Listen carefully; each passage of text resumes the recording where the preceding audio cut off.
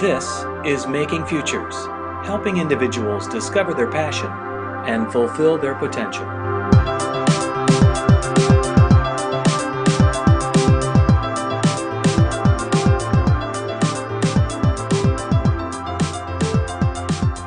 Today I'll be talking with Clint Dennert, a returning adult student who completed his high school diploma and went on to earn an associate degree.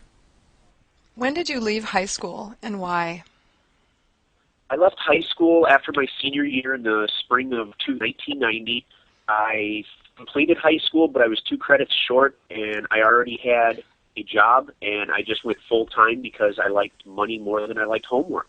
Somehow it made sense to me at the time. And what kind of work have you been doing since high school? I have been a diesel mechanic for 20 years. For the path I took in life, I feel very fortunate to have had as good a career as I did. I started out in the trucking industry, and from there it kind of progressed into the construction industry. But for 20 years I had various jobs as a mechanic and made pretty good money for not having a high school diploma. So what made you want to further your education? I got laid off in spring of 2009, and I knew I needed to get my HSED or GED on the resume to even get an interview with the recession and the economic times that we were in. And once I got into college and started kind of going back to school for that, it was easier than working for a living. With the recession and stuff, you really have to be on your toes and kind of bust your butt to keep any kind of job security, and reading a book and taking a test was a lot easier. So I decided to go back to school and get my college degree.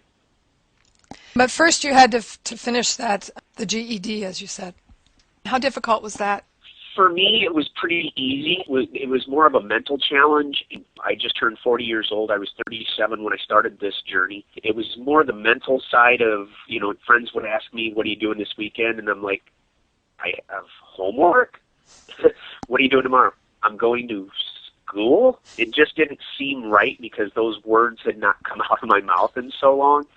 So that was the biggest thing. I finished high school. I just didn't graduate. Mm-hmm. I didn't have to make up any credits. I had enough credits. All I had to do was go in and test. It took me, I think, 2 or 3 appointments to get all the tests written, passed right away, scheduled the Compass test, did well on that.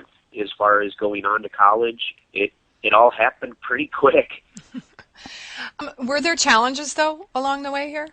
Yeah, I was not a very good student when I was in school 20 years ago, and so much has changed even since then, with the computers and Microsoft and everything.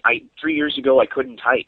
Just the path that I took, everything just seemed to help me and be a tool for me to succeed.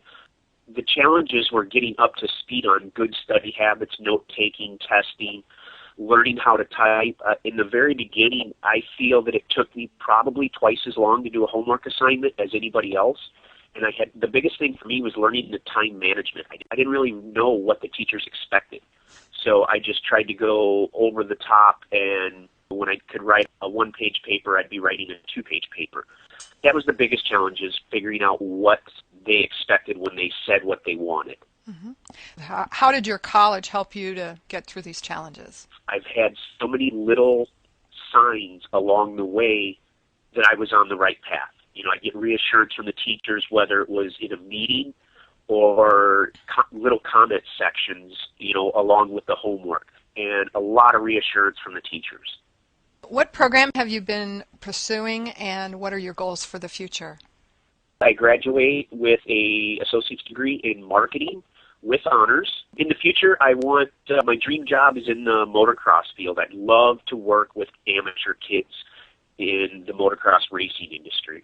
For now, I'm working with some product development ideas with a guy that I'm working for right now. I'm actually running machine shop equipment, but he's wanting to develop in-house products and stuff. That's ideal, the product development. With being a mechanic, ideas pop in my head, and that's kind of what pushed me towards the marketing, besides my personality, was how do you make $1 off of these ideas? And once I figured out that that was marketing, and marketing covered anything from sales to advertising and anything in between, I went at it like a bull in a china shop, and I've thoroughly enjoyed every day of it. It's helped me. It's given me a completely new skill set. I'm way more professional than in the past. What advice do you have for people like yourself who may be hesitant to go back to school? When you go into it, you have to be dedicated and goal-oriented on getting that degree. I believe it's 64 credits to graduate. 63 credits does you no good.